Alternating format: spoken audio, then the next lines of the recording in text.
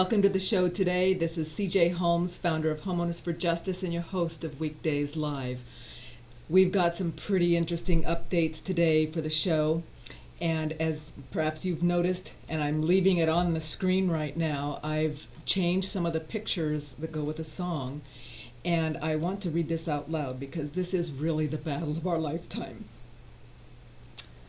The issue which has swept down the centuries and will have to be fought sooner or later is the people versus the banks. This was stated in 1875. We're at that battle, guys. That is the battle. I'm going to be sharing some new battlefronts today and the continuing battle on the front we're really focusing on. And I've invited Lorraine to come back and talk about her lawsuit. She's gotten some really fascinating response after our show on Friday from the banks, and I want you to hear it live from her. And then I want to focus this week on how we can gang up on the banksters. We must gang up. So, I know perhaps you've seen this, perhaps you haven't, but I really feel that we need to get this into the live stream and discuss it, make it part of the ongoing discussion. This is from Anonymous this weekend. The time is coming when the window for us to restore the control of our government to ourselves will close, and we had damn well better act before then. You want to know why the American public is fit? They're fit because they're not seeing their Congress do the work that they're sent to do. We need to demand more of our elected officials. Damn bills that come out here all the damn time. Come out here in the last second. And I gotta try to figure out how to vote for my people! Bathed in the excesses of power, they passed a bill that by their own admission, they hadn't read.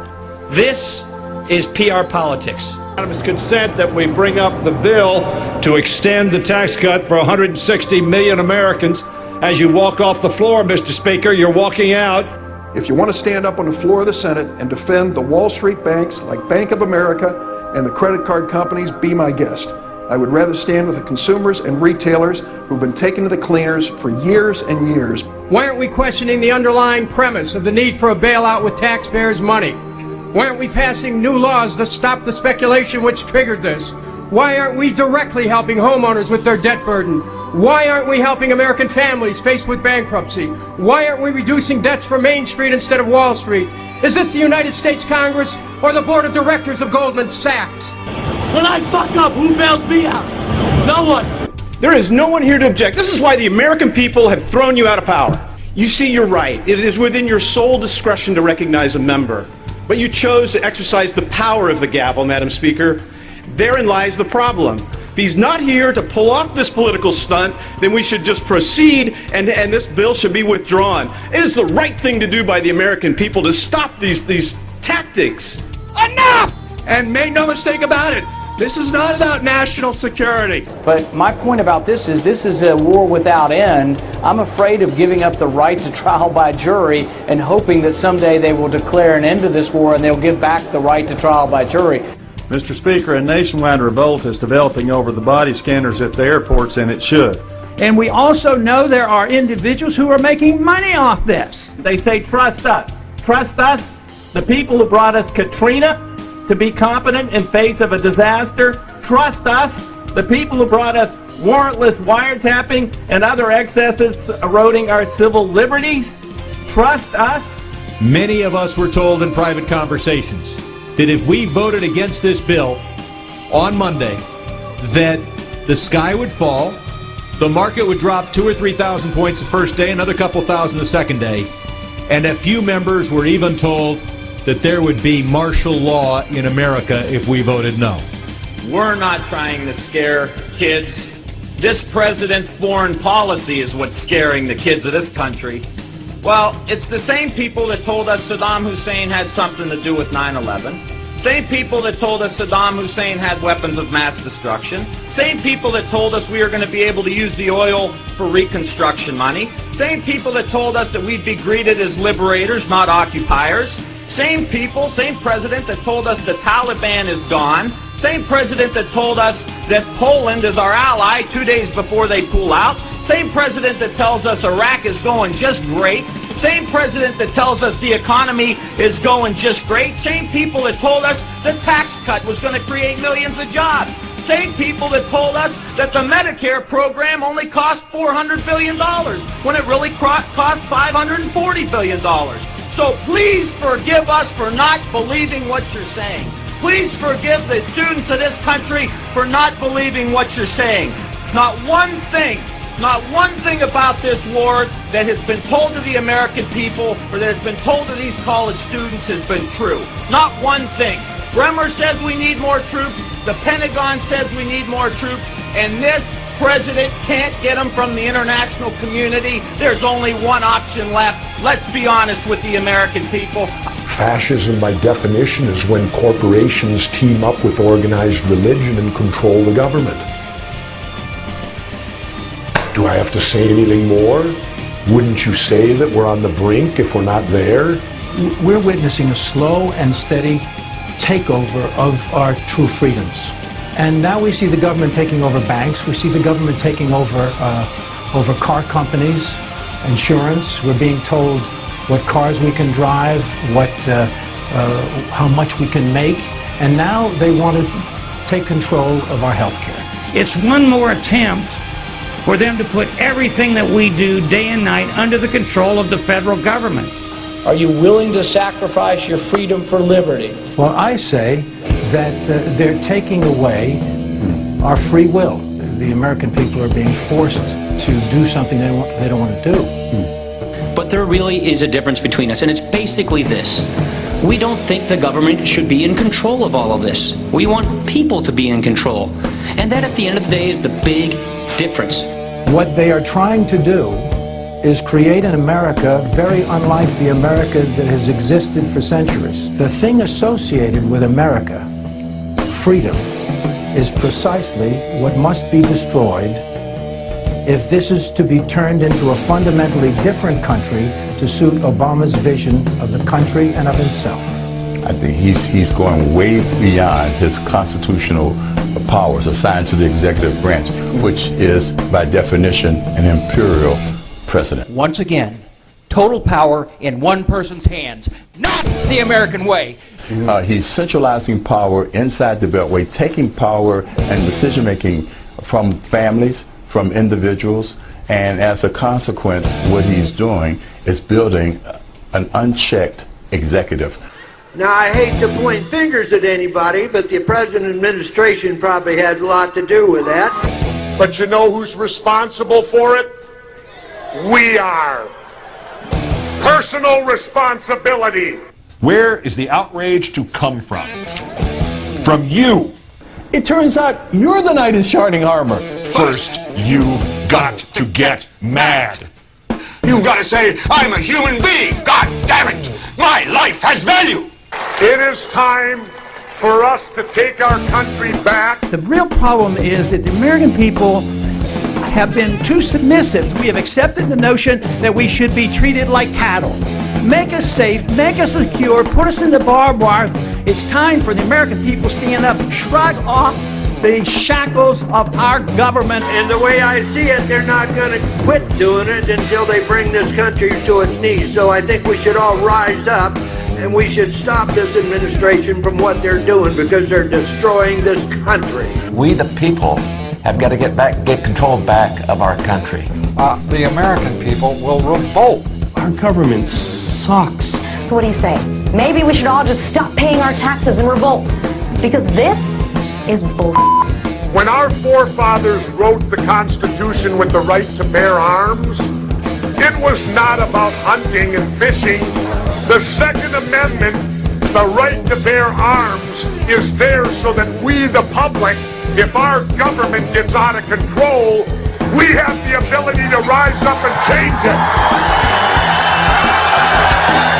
Now, many people have said to me, well, wait a minute.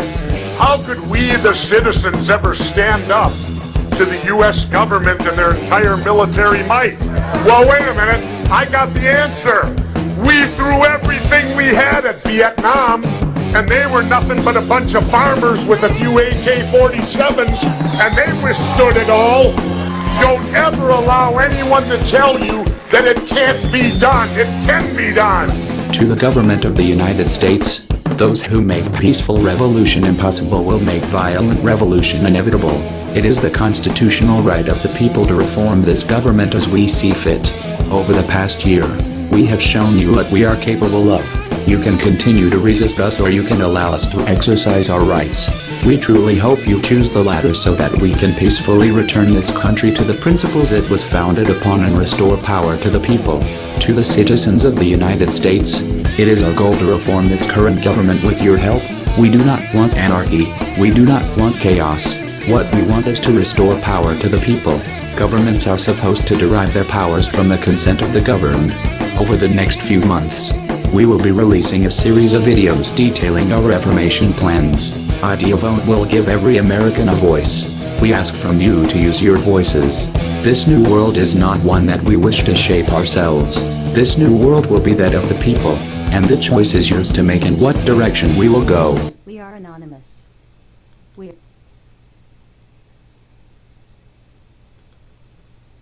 I wanted to talk just real quickly of a couple of things that really struck me about this. One is, I love the graphic with the people standing on the plank. We need to get off the plank. They'll fall. I believe that we in the foreclosure battle are at the heart, at a center of organizing the country because they have damaged so many people. They're talking about 7 to 11 million people caught up in this foreclosure crisis. We need to make our efforts go viral, and we need to connect and coordinate with these people because, again, when we have that coordination effort, then we can expand into these other changes to get our freedoms back. Other things. I get links all the time, as you well know. You see them yourself, on all these other issues. But what we need to do is connect and organize the people. They're absolutely right. And I also wanted to point out on the video, watch it again if you like, I'll link it. Did you notice that they had the gamut of political letters? They had R, I, and D. It's the people. It doesn't matter which party. I believe one of the sleight of hands and the confusing factors that is being done right now is that the administration, which is, you'll hear in the next video, backed by the banks, is allowing or enhancing, magnifying the arguing between members of Congress. It's not about that. That's the wrong battle. It's about the takeover of the executive branch. It's about Obama becoming a dictator and getting all the heads of agencies and the Department of Justice, the Federal Reserve, as we've already talked about repeatedly. You guys know this. You can look at those last live streams if this is your first time you've heard this. We need to get our congressional people to stop arguing about these non-important issues, like the fiscal cliff. It's a made-up issue. It's a made-up issue. You got to listen to just a couple of minutes of this. If the events of this past week were to communicate one thing loud and clear, it is that the time for Glass-Steagall national banking and NWAPA has come. But with Barack Obama in the White House, the time that still exists to enact those policies may be swiftly cut short by the thermonuclear conflict with Russia that Obama is committed to. Just yesterday, Russian Prime Minister Medvedev warned unequivocally that nations seeking to usurp the national sovereignty of any nation, especially theirs, that nuclear war is indeed on the table for any such violation. Это реалии, с которыми мы все должны считаться. И государственной власти придется дать на этот запрос свой, надеюсь, эффективный ответ. Доктрина государственного суверенитета. Она не должна размываться, даже если это удобно для достижения каких-то текущих политических целей. Вплоть до цели избраться на соответствующую позицию. Это просто опасно для мирового порядка. А примеров посягательств на доктрину суверенитета в последние годы было очень немало. Чего стоят и военные операции против иностранных государств в обход Организации Объединенных Наций. Заявление о том, что тот или иной политический режим потерял легитимность, причем заявления со стороны иностранных государств, а не со стороны народа соответствующей страны. Введение всяческих коллективных санкций в обход международных институтов. Все это не улучшает ситуацию в мире, а последствия скоропалительных военных операций в иностранных государствах обычно заканчиваются одним – приходом к власти радикалов. Я уже не говорю, что в какой-нибудь момент такие действия, которые подрывают государственный суверенитет, могут закончиться вполне себе такой полноценной региональной войной. И даже, никого не хочу пугать, с применением ядерного оружия. Об этом должны помнить все. This statement is an obvious message directed to the Obama administration indirectly and the financial power that controls it. Since the illegal war launched in Libya last year and even the more unlawful assassination of Muammar Gaddafi, the administration has done nothing but show a disgusting abuse of executive power and criminal disregard for domestic and international law, a disregard that nations like Russia and even high-level U.S. military officials view as threats to national sovereignty. Again, the point is that the government, the head, the executive branch is taking over the rules. They're making executive rules and regulations. Look at what Ron Paul wrote. I'm going to show you this next and probably read a little bit for you. When they came for the raw milk drinkers, when I oppose most gun control proposals, there's one group of Americans I do believe should be disarmed: federal agents. The use of force by federal agents to enforce unjust and unconstitutional laws is one of the major, albeit overlooked, threats to liberty. Too often Americans are victimized by government force simply for engaging in commercial transactions disapproved by Congress and the federal bureaucracy. For example, he's talking about the milk producers. Rawsome Foods in Venice, California, have been repeatedly raided by armed federal and state agents, and Rawsome's founder, 65-year-old James Stewart, has been imprisoned. What heinous crime justified this action? They sold unpasteurized raw milk and cheese to willing customers in a state where raw milk is legal. You cannot even drink milk from a cow without a federal permit. This is hardly the only case of federal agents using force against those who would dare meet consumer demand for raw milk. You see how out of control this has gotten? And again, there's so much out of control, but when you focus right down to the heart of it, it's just exactly what that last video said. It's the financial interests behind the throne. That's the power behind the throne, and that's the power we need to gang up on to bring down to their knees, to break up the banking cartel. Here's another quick 1-minute video. This is why the banks do drug money. This is why they break the law, because they don't go to prison. They just get fined a little tax. It's cost of doing business. Drugs destroy a community when you're dealing with street level. When you're talking about drug dealing on a level where major drug dealers are living here, vacationing here, buying homes, laundering their money and so forth, that picks up the economy of a city or of a community. And a lot of the money secretly did go into infrastructure. $2.3 billion worth of construction is currently underway in downtown Miami. The general construction and everything in downtown and on Brickell. Downtown Development Authority officials say another $1 billion worth of construction will be in progress within the next 6 to 8 months. They built half the city. They built the high-rises, they built the scrapes. This building boom, they say, will last for the next 10 years. The drug trade saved Miami in a lot of ways. If you look out at this skyline, a lot of this real estate was built or bought and paid for with drug money. This new construction means at least 25,000 additional jobs and an annual payroll in the millions. The new condominiums, office buildings, and banks will add an additional $20 million to the city of Miami's tax base. So you see, it's the illegal profits. When the banks are laundering drug money and making all the money on the planet, how in the world do we get control? The people can have control, but it's a toughie. We have to step up and organize. I love this. It's a quick little article about how to end tyranny. I'd like to read just a little bit about it. This guy is saying, after performing constitutional talks in 341 high schools across America, I have seen firsthand the indoctrination being imposed on future generations of this great country, which, for the most part, they're rejecting. That's good news. I recently returned from a tour in Florida, and the number one concern the Patriots brought up was how to reach the next generation. That should be our concern, too. Finally, they're asking the right question. How do we get the people and the next generation to get involved? The answer is too simple.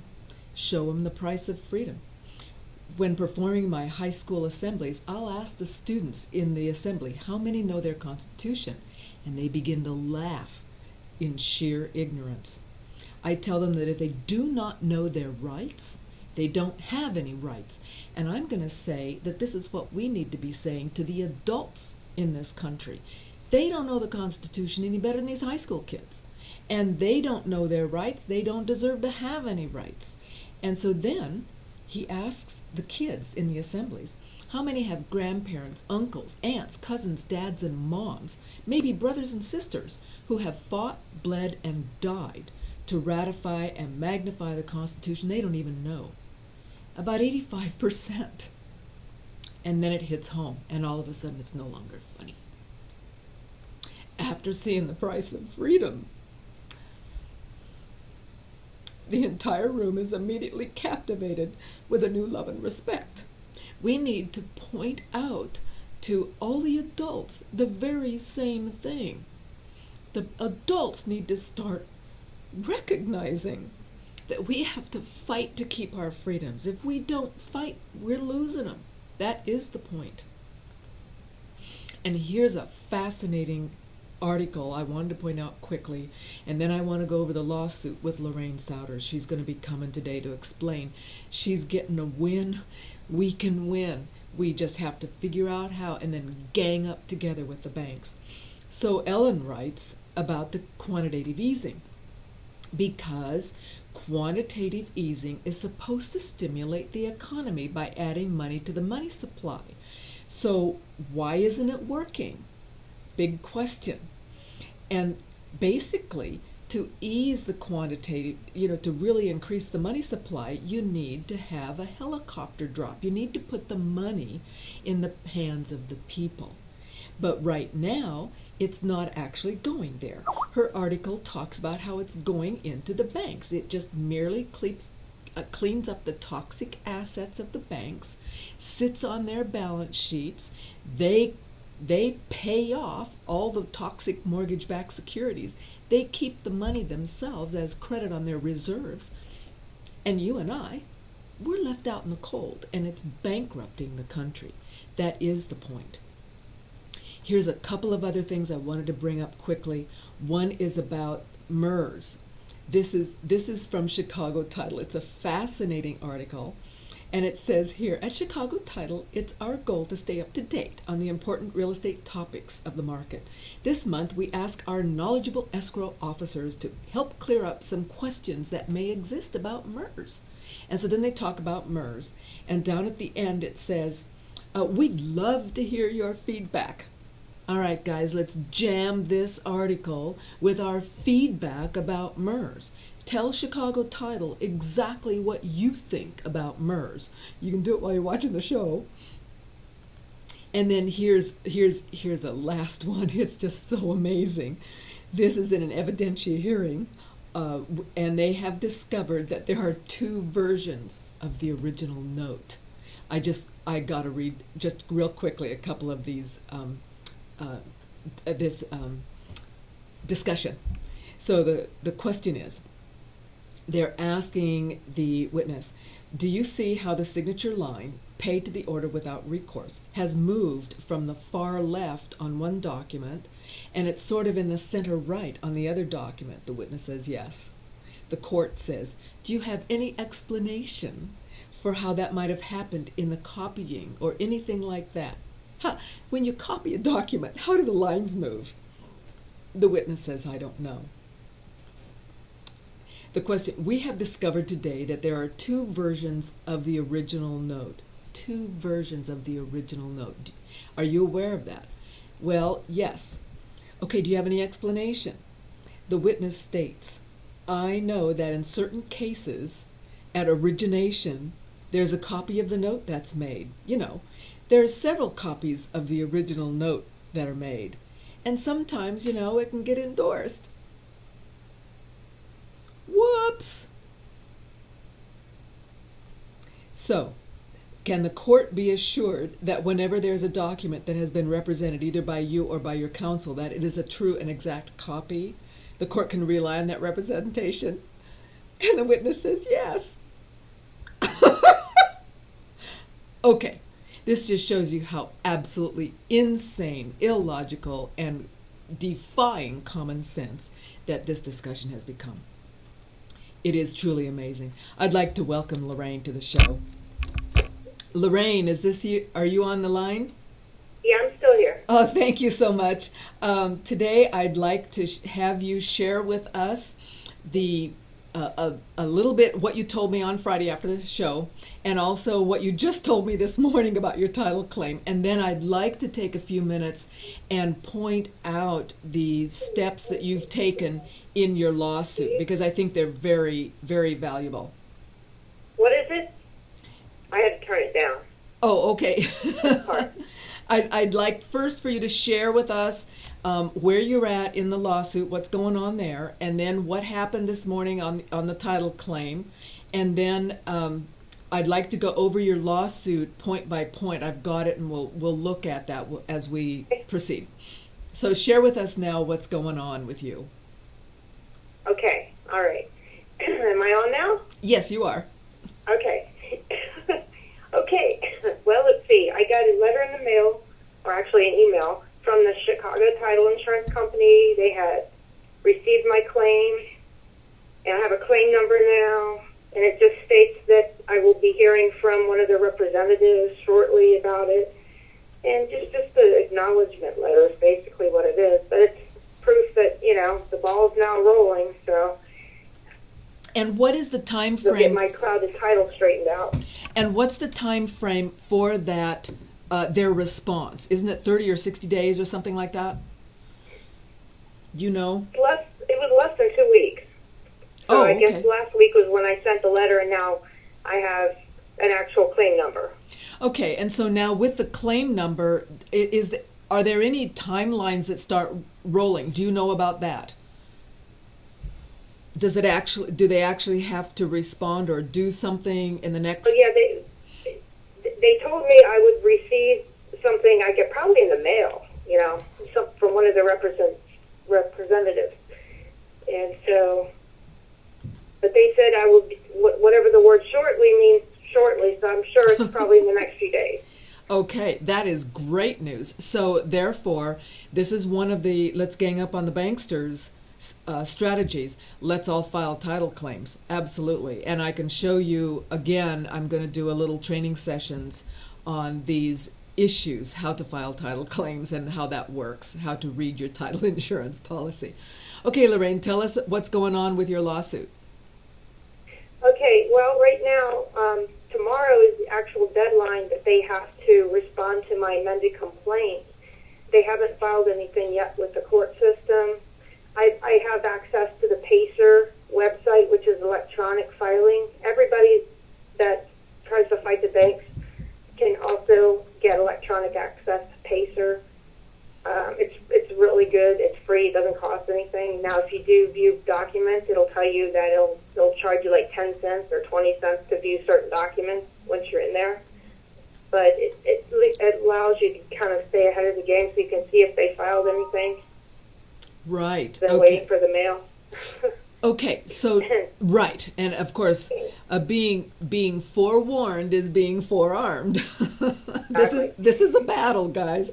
Okay, so now phone call, yeah, Well, the last thing is going on with my case is I received a phone call last Friday, and they wanted to know if I would be interested in a loan modification. And I said to them, how do I know you're the correct party? Because again, they still have not produced the original note. I don't think they actually have it. And so kind of went back and forth, and they seemed to indicate that they would rather settle than keep litigating, is what they said. But I would like to see something from them in writing. Well, and your concern about not knowing who the true correct party is that you should be negotiating with on any kind of a loan modification is absolutely critical. And the reason I say that is because another contact I've got over in Santa Barbara just wrote me this last week about a contact she knew that had completely paid off her loan. Now listen up, guys. When you completely pay off the loan, you must insist that lender reconvey, which means to send documents to title company, to an escrow, to turn off that loan, if you will, to rescind it, to get that paid off. Yeah, they have to file a satisfaction piece. That's right. That's exactly what it's called, filing a satisfaction piece with your county recorder. And that actually is what stops the loan. Well, it's just proof, basically, that it's been paid. Loan was paid off. That's right. And if you don't do that, so this person had paid the loan but never got that satisfaction, and so then they foreclosed and took the house. So now talk about an incredible nightmare, and that's what's happening. We don't hear about it very much. This news is squashed, but the fact of the matter is there are many owners that have paid off or sent payments in to bring their account current, and the payments are either accepted but not credited to the account, they are rejected, or when the payoff is done, the satisfaction is never recorded, so they can take the house. This is the nightmare that Americans are facing personally, and I think that we can organize and get people really on the ball together on this issue. That's why I think the foreclosure is really a uniting forefront of the battle against the takeover of the government and our freedoms by the people. So Lorraine, what do you think you're going to do with your settlement process? What do you think you're going to do? Let's say they don't respond tomorrow, then what? Well, I would file what's called a default judgment against them. And then how long would that... I really want them to answer my discovery request, because those are the questions everybody wants to know. Where did the loan money actually originate from? Where's the account information from who funded this loan? Because it wasn't Countrywide. Right. And who's now the actual note holder in due course? These... And so, they don't want to answer those questions, but I can force them to answer those questions if I file a motion to compel with the court, which basically, I had sent them my request for discovery. They didn't answer my amended complaint. They're not going to answer my discovery request. Then I file a motion to compel with the court, attaching my discovery request as an exhibit. Then the judge looks at that, and he rules, okay, he will probably rule that they have to answer it. Okay, now let's say they don't. Then what? The judge will order them to. They're in contempt of court. So then what? Then they get sanctioned. And so how would they be sanctioned? Is that just a civil penalty, or is that some kind of criminal issue? Honestly, I don't think they're that stupid to get in that kind of trouble. Then the whole thing would, they want this all this to go away. I'm thinking they're going to want to negotiate. We're supposed to have a conference set up to go over the discovery information. I'm supposed to actually sit down at the table with these people and come up with something with them to go back to court about. So things will get very interesting because, like I said, I have this title claim now. I have this claim against the fake notary too. And we all know how usually those work out. So I'm very actually considering sitting down physically and talking to people? I'm supposed to. If you follow the rules of civil procedure, it outlines exactly how it all works. So I have to follow that. Yes, I'm supposed to meet with them. I want to meet with them in probably the courthouse. I don't want to go anywhere in Philadelphia where they're located. I'd rather just sit down at the federal courthouse where I know I'm safe. I don't necessarily trust these people. Absolutely. Are you allowed to have backup support witnesses with you? Definitely not going in there by myself. No, I'm going to go in there with someone. I don't know if it can be recorded or not. We'll find out. Yes, definitely try to record it. Absolutely. But, you would think that they would have the original loan documents at this point. They're violating the consent order that the OCC had given Bank of America, and everybody should read that consent order. Exactly. It's located online because they have to follow certain guidelines, and if they don't follow these guidelines, people should be calling their enforcement department because those people have jobs to do to make sure that that information is enforced. And it can be enforced in the federal court system. So, I could actually call them and have one of their attorneys force them to comply with it. That's fascinating. That's really an interesting. We got to gang up on the banks, guys. This is the strategy. This is the focus of today and this week, I might add, and I'll talk more about that a little bit later. The fact is, I have all the consent judgments, both for the servicers, for the mega banks and the servicers. Renee sent me a whole bunch of those, and sorry, I haven't gotten those loaded up because I focused all weekend on the notary complaint. But the issue is, these are strategies that people can do.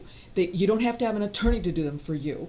I wanted to go over Lorraine's complaint because it's so well written, and she covers these articles, and I believe it's relatively easy to actually, clone her arguments with laws for your state, and of course some of the arguments aren't going to apply because they're real specific to her situation and the people and entities that were involved.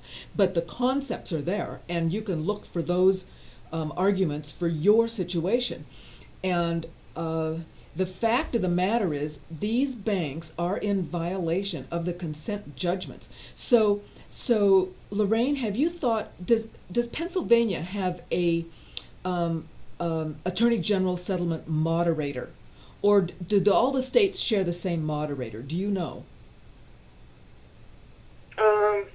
I know we've got one in California, but I'm thinking, I don't know if that's just for California or if that's for all 49 states. That I don't know. I don't know. I just know that the Office of the Comptroller of the Currency, they have on their website a page that's specifically devoted to enforcement and compliance. They have people's names, people's phone numbers for that department, and I'm sure that if we call those numbers and ask certain questions, they'll clarify everything for us. Okay, I'm going to make a note. I think that's really a great idea, a great strategy, and this is another reason I love having these kinds of conversations with activists that really are on the, I was going to say the bleeding edge. I hope you don't bleed, Lorraine. Please don't take that wrong. Leading edge of trying to, really fight back and get some wins. So while I'm making this note, I've got on the screen right now your amended complaint, and I wanted to just quickly go over these points. The first point was that you pointed out that they are debt collectors. Exactly. And as debt as we look through how she builds her case, it's really classic. So the second point is the conflict you have on statements, right? Bank statements. Yes, yeah. They had sent me confusing statements for the same time frame, different amounts due, and it's like, whoa. I started looking at their math, and they're not even adding up any of the credits correctly. They're not crediting my account right. Now, what I want to interject right here, guys, is that this really starts to make good sense to me, because you remember the MISH's QWR, Qualified Written Request? I looked down at that QWR. It's really fabulous, and it's all about the money, and that's what they can't answer either. And so Lorraine, where did you get these statements? Did that come through your QWR, or just in the stuff they were sending you automatically? No, they sent me my monthly mortgage statement, but like say for 1 month they sent me 2 statements that conflicted with each other, so I didn't know which one was the right one. I love it. Bank error in your favor. That's what it sounds like to me. Okay, so she talks about the fact that it's confusing. Now the facts are these, and I've heard this from others, that when they demand this payout and identification of where the payments went and what the fees are for, and that comes in the QWR, the Qualified Written Request, they discover all kinds of discrepancies. The fact is the banks can't keep these books straight, because the fact is they don't own the loans. They're only servicing the loans, and they're only doing what they do. They don't really care about accuracy or truth, and this is why we're getting so chewed up. So she now says that you sent a Qualified Written Request. You sent that about a year ago, right? Asking for the debt validation. That was item number 4. Right. And then what happened with that? What did you get? They sent me a Xerox photocopied version of my promissory note and mortgage, and they sent me a history of all my payments that I made to them.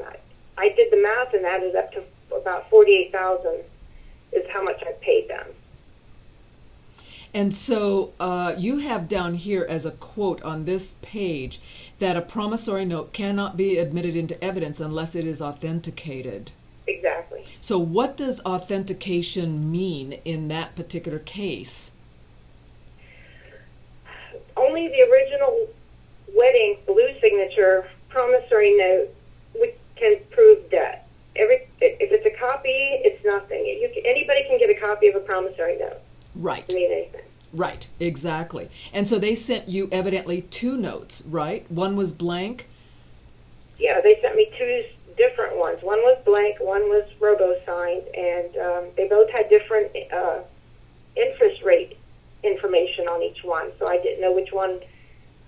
So I was wondering, gee, was I even paying the right interest every month? Exactly, and no, you weren't. I mean, without a doubt. I know. Yeah, unfortunately. All right, and so then on number 5, you said the debt collection did not cease while the debt was being validated. Is that a law, a rule? Yes, yeah. When you're trying to validate a debt, they cannot keep trying to collect on that debt. They cannot report you to the credit bureaus. They cannot make phone calls. They cannot try to foreclose on you. They cannot, all those are considered debt collection. And that's according to the Fair Debt Collection Practices Act, the FDCPA, correct. Right, which she's written right down here on this as the footnote here. And so then you went to the Bank of New York Mellon, the trustee of the account, and you said in writing that you were disputing the debt. And why did you request that they provide proof of such debt? Because Bank of America told me they were the note holder. Right. So B of A said New York Mellon is the note holder. And so what did they say back? They sent me back an email, so I have actual documentation proof. They said they don't have the note, they have nothing to do with it, and that if I wanted to find out about the note, to contact Bank of America, the servicer. Right, right. And that's why we have in one of our statements under the suspicious statements from the owner, suspicious documents, owner statements, that the fact is it is a, you can't do it. It's an impossibility for the bank to assign the interest in the note and the deed of trust to the mortgage-backed security or the trustee for that. And so then now the number 7, you said, now you're talking about the Bank of America has no legal authority as servicer to foreclose. So explain what you proved there. Well, yeah, they tried to do a foreclosure action on me in the state court while I had this ongoing case in federal court, and they can't do that, first of all. If you're already in litigation with them, they can't have a different lawyer try to sue you in a different court for the same reason. That's like a conflict of interest. So as soon as I found that out, I filed a motion to dismiss my foreclosure complaint, and they withdrew it. But the damage had already been done. They had actually, had their robo-signers on that foreclosure. So right. I used that as evidence against them, too, saying, look, they can't do that. And wow. Well, and of course, they're going to try to get you every way they can. And this is part of the problem. Most owners succumb.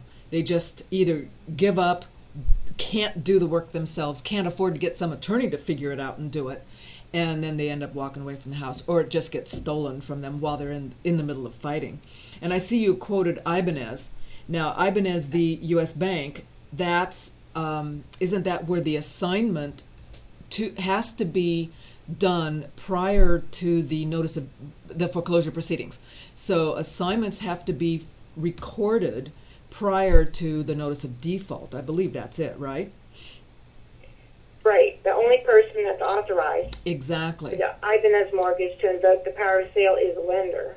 Exactly. And so anybody, this is why we're going to go over the recording order of the document. In California, it doesn't matter about the trustee substitution. Sorry, that can be filed before they sell it anytime. But the assignment has to be before the notice of default. These are some of the technicalities that once it's explained, it's pretty easy to figure out if that happened to you or not. Right. So then, yes, and so then she pointed out, item number 8, that this was a false statement because the mortgage was not yet assigned. Right. And so 9, the mortgage assignment is fraudulently conveyed. Now, you also talked about MERS in there. What did you discover there? MERS was given a consent order by the OCC. They had just, I guess, investigated MERS and found out that there were no MERS officers. Right. Well, there aren't. All the MERS officers are actually employees of the members, which, think about it, it's banks. And so, like I've said before, the bank employee takes off his employee hat, sticks on a MERS hat, and then they transfer the interest in the property to themselves under the guise of MERS. I actually called MERS in Reston, Virginia, and asked them if Cynthia Santos was one of their employees. And what did she say? What did they say? They said no, she was not. Exactly. And I have an email another contact sent me directly from a paralegal in MERS that said, oh, absolutely, all of the MERS officials are bank employees at the time they're acting as MERS. So talk about total self-interest. And then I don't have that consent order. I need to get that consent order. I will get that so that we can start using that against them also. You know what, though? It's interesting. If you read the consent order for MERS and you read the consent order for Bank of America, they actually mention MERS in the Bank of America consent order. Just so you know. Right. Okay. All right. I have some more reading to do. Okay. So now these next few items, they sort of go into your specific situation because the mortgage documents were prepared by this company, and then those were discovered to be robo-signed, and both Rhino Settlement and Chicago Title. Melanie Beeson, right now, there's an actual news article on her. She's doing jail time right now. And who is she? She was the agent. Melanie Beeson was the actual real estate agent. She works with Rhino Settlement Services. They were both worked together. They closed my loan for me. And here they are criminals. They lost their licenses. Right. So I attached that as proof. Look, I had a loan with, these are the same exact people that did my loan, and now, I attached proof that they're criminals. Right. And what I want to just say here, that what Lorraine did and what we're reviewing right now is that she branched out for everybody involved to see what other fault she could find. So she found fault with this person that was involved, with that company that was involved, with this company that's involved. That's a key to win, and that's what I've done on my notary complaint. If we have time, I'm going to show it to you, but otherwise we'll be working on that at a future show. So down here on item number 14, you talk about the mortgage was insured by credit default swap. So correct. Yeah. Here's how you find that out. I got a copy of the actual trust from the Securities and Exchange Commission. You can request it by email. It costs about $7. They will send you. They sent me 2 certified versions of the trust. How did you know which trust you were in? It was in. How did you find that out? Okay. When you ask for the debt validation and they say who owns your note, they told me my note was owned by the Schwab's 2007-12 series of asset-backed certificates, right? They told you, okay. And I found my loan number there. Got it. And so, yeah, I requested that they send me a copy, hard copy of the actual trust, which is the everything in there, like the pooling and servicing agreement. Right. So that way I could read it and be able to find out more information about this trust. And I found out it was insured by Credit Default Swap Insurance, which through Lehman Brothers, our friends at Lehman Brothers were the ones that were the swap counterparty. Right. See how well that worked out. Right. And so when I defaulted, I actually defaulted in my payment back in 2009, and I attached that as an exhibit, which shows that they were going to foreclose on me back then. At that time, it was insured with the credit default swap. So, I mean, my loan was paid off back in 2009.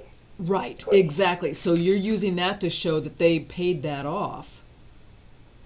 Right. Now, you also say here, I would say that this is probably a quote from that section 2.01 from the standard pooling and servicing agreements. Most of them have some verbiage like this. See page 74, she references that exhibit. Not later than 180 days, the trustee will inspect each mortgage file for final certification, and that would be 180 days after the cutoff date, right? They must show final certification or delay certification, right? And so this is the ruling that we're using the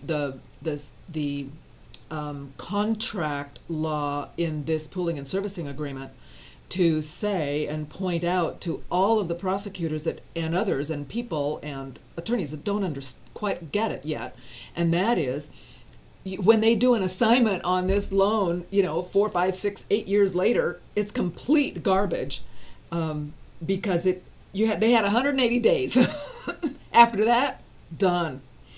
Well, not only that, but I mean, it says that the trust, it has to go from originator to seller, seller to depositor, depositor to the trustee, and then trustee to trust. So there should have been 4 separate assignments. Right. They should have all been done before the cutoff date of August 1st, 2007. Right. Okay. Now, it even says that a Pennsylvania statute states that mortgage assignments, they must be made before 90 days. Okay, or they're declared fraudulent. So that there's 2 things there, 2 points about the assignment I put on my complaint. Right. People have to put these points on their complaints. Absolutely. You got to point out the problems and cite the laws for it. I think you said that Friday, and I'm starting to laugh because to me it's like that's a no-brainer. Who would ever submit a lawsuit without doing that? But evidently people do. So word to the wise. Here's on item 18 and 19. This is where she's very pointedly stated that this mortgage-backed security must qualify as a REMIC, that's a real estate mortgage investment conduit, to qualify as tax-free status, and the plaintiff's note does not bear proof it was ever transferred to the trust and bears no endorsements.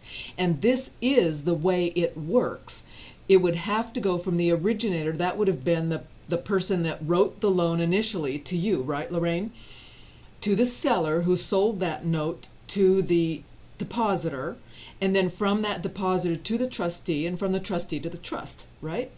And all of those would have... And the actual trust it'll have depositor's name is Countrywide, seller's name is like Park Monaco or whatever the name is. Right. Park Sienna and it'll say the trustee is Bank of New York Mellon. So, all these people should have all had their little endorsements on the note, and the mortgage should have stayed together, and it didn't. And those assignments should have been recorded in the recorder's office, correct? Correct. It's against the law in the state of Pennsylvania to do it any other way. Right. What's interesting in the IRS code, which I just typed up as I'm finishing up the owner's statement of suspicious documents, IRS basically says for the REMIC to remain tax-free, with mortgage-backed securities, they have to be secured with real property interest. And the only way you can secure real property interest is by recording it on the property. Hello. Right, and so to remain as tax-free entity. So here's this trust that hasn't been paying taxes. Now they're going to have to go and pay taxes because they didn't have real REMIC status.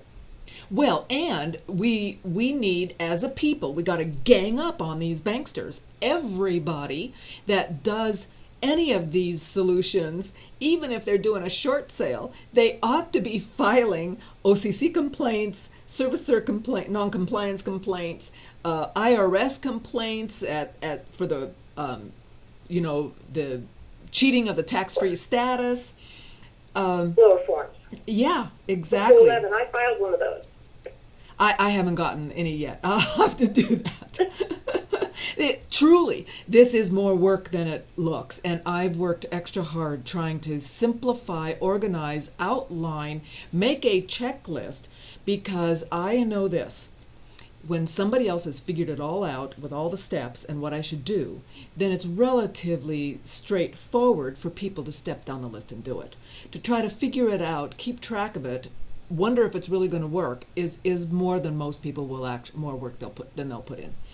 And so now you're talking about item number 23. It says the defendants violated the unfair practices. You name the section. There is no present right to possession of the property claimed as collateral. Explain that. Okay, for them to be able to do a foreclosure, they would have to have a valid lien. They would have to have an enforceable lien. Without having the original note, then they are not the correct party. Anybody could stand up and say, "I've got the note here." Exactly. I mean, who has the note? No, they have to have an enforceable lien. They don't have one. Right, and see, we've talked about this. Over years. Call it a year and a half ago, and that is the way the foreclosure laws work, particularly in a deed of trust state. Now, Lorraine, you're in a mortgage state, right? I'm in a judicial state. Judicial, yeah, where they use judicial uses mortgages, non-judicial deeds of trust, and we've been laughing. Joking that you and I, if you're willing to take the consequences, because we'd go to prison, you could file a notice of default, on Wells Fargo CEO's property. Go ahead. The trouble is they would get you, and you'd be prosecuted. How do we know that these people exactly are working for the banks? They could be stealing identities and pretending to be the lenders too. We don't know. Exactly. And the statutes were set up to ensure as best they can, and now we're trying to improve those laws, that the only person that has the right to foreclose is the one that has that right, that provable right.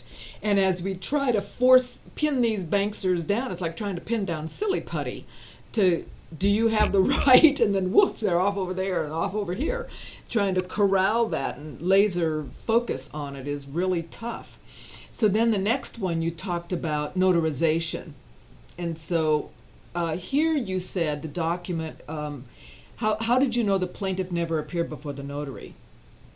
You make that statement. If you look at the actual assignment of mortgage, okay, it says that it was the notary, Barbara Gibbs, was in her little notary stamp was in California, Los Angeles.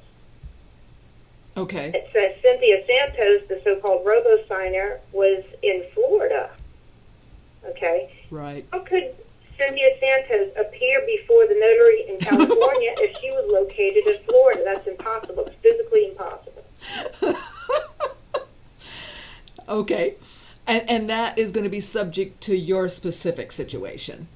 So that may or may not apply. Yes, and that's where you file your notary complaint. I sent a letter to the Secretary of State in California. I received a letter back from them telling me to file a complaint with the surety bond company for the notary. I did that.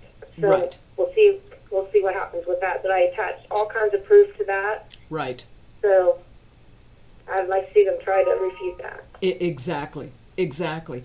Now here on item 25, you refer to your Exhibit N as an order from the U.S. Department of Labor, OSHA. I don't have that. Somebody should read that one. That one's a good one. Do you have a link to that? Yeah, a woman had lost her job.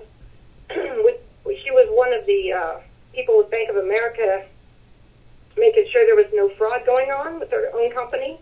She discovered a lot of stuff going on within Bank of America that people were changing, altering stuff, and she got fired, or she was a whistleblower. She got fired. Well, of course. She went to the government Department of Labor and complained that she was fired because she blew the whistle, and everybody should read that letter because it's just so good. Do you have? They told her to give her job back, and all these other big, basically threw the book at Bank of America. But she exposed a lot of stuff that's going on there. Do you have that letter, or can you send a link to that letter? Or is it? You know what? I do. I have it. Okay. And anyone, if you go to the Pacer website, right? I don't have all these exhibits attached, but just so you know, anybody can view all these exhibits on the Pacer website. Okay. All there. I'll definitely send you that letter because it's very good. I'd appreciate that. First I'd heard of it. That's why I wanted to go through this lawsuit with you. I really appreciate you taking the time today to go over these points because they're so strong. Lorraine, you are so fabulous. You're so smart. I really appreciate it. There's a lot of hope. Everybody needs to remember, don't ever lose hope. Absolutely. We're not done kicking them yet. And I want to win this not just for me. Absolutely. But if I win this, okay, it's a win for everyone else because you can use me as president in your case. Exactly. Now you cite the Pennsylvania Consumer Protection Law Act. What is that? Okay, let me look here real quick. Your Attorney General announced a $150 million settlement in 2009. Yes. I got this information's on the internet apparently. Okay. And that would be for Pennsylvania. The Attorney General basically he said that Bank of America was doing bait and switch tactics with people's interest rates. Right. It was admitted. So. And see, that ties right back to what you said early on, and that was you had two statements, two different interest rates. You didn't know what was going on. Right, and you know what? So not only do we have the Attorney General admitting this stuff's going on, and a former bank employee saying this stuff's going on, I actually have the actual notes as evidence that this is going on. So you want to kind of like pin them in more than one spot, so that way they can't just file a motion to dismiss, but you have to attach actual tangible evidence, proof that backs up what you're saying. Right. And so these are the claims. This is the amended complaint that the bank attorneys do not want to respond to, correct? Right, they have till tomorrow, and they haven't responded yet, so. Right, well, this is a very strong, pointed, supported lawsuit. I'm super impressed, I want you to know that. And welcome to the homeowners of America. The fact is, just remember, most of the fabulous inventions that we appreciate and use today were started by somebody in their garage. So it's the ingenuity of America that's being stomped out when they're just saying you can't drink raw milk, or they're putting people in prison for selling Cokes twice. You can't sell large Cokes. I mean, it's insane, these things that are coming down, the rules and regulations, and the fact they're sending in SWAT teams for people that are selling milk. This is okay. One good point though here that I want to make here is in my last part where it says that the trust had purchased this promissory note from the bank, okay, but typically it remains no true or real collateralized of assets. So it says an investment trust exists to sell stock or securities. What page are A you note on? can either be held as a separate asset or it's converted into stock, certificate shares, and subsequently sold, but it cannot exist as both at the same time, or it's double dipping. What page are you on, Lorraine? What page is that? Okay, this is... Oh, here we go. I found it. Exhibit L. Right.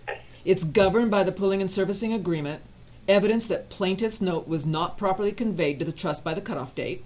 The trust purchased the promissory note from the bank, but typically it maintains no true or real collateralization of assets. An investment trust exists to sell stock or securities. A note can either be held as a separate asset or converted to stock, but can't be both at the same time.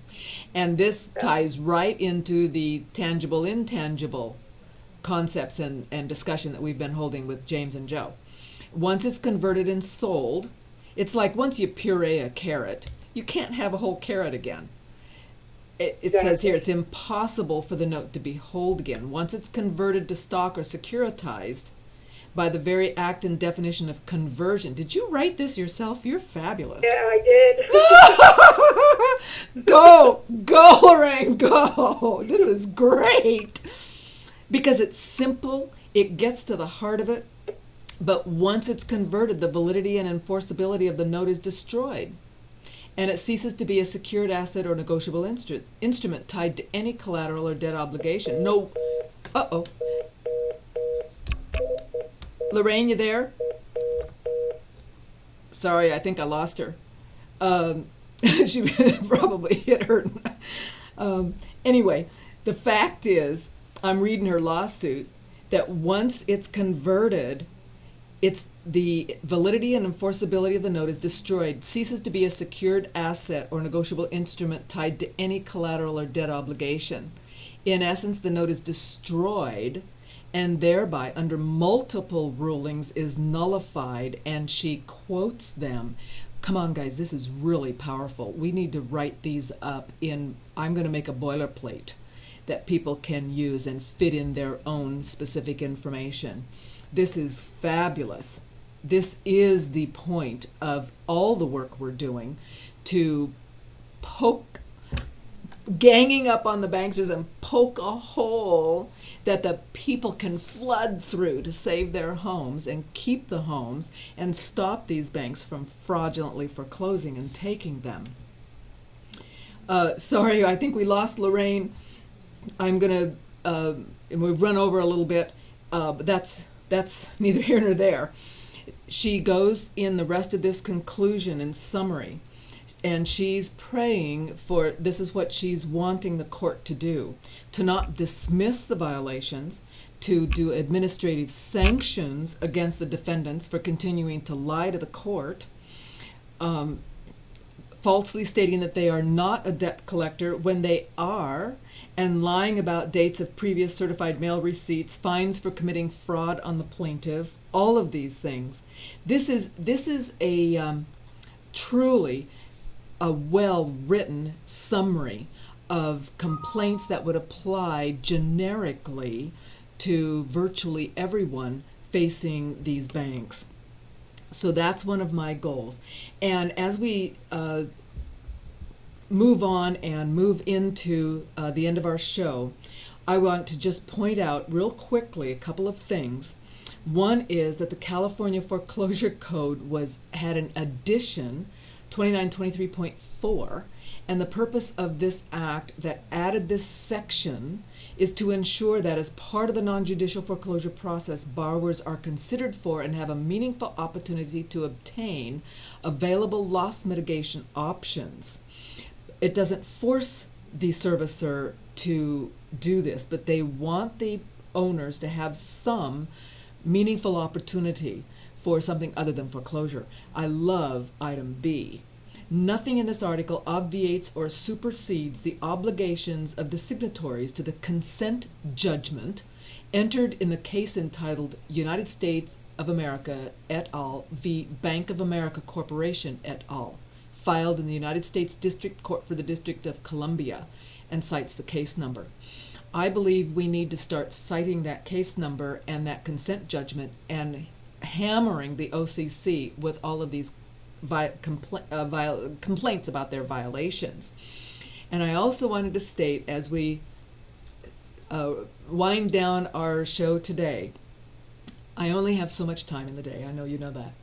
And I feel an imperative that we must build resources. We must put out workshops that are simple and straightforward, that can go viral on the internet, so that millions of Americans can find this information, use it, and join the organization.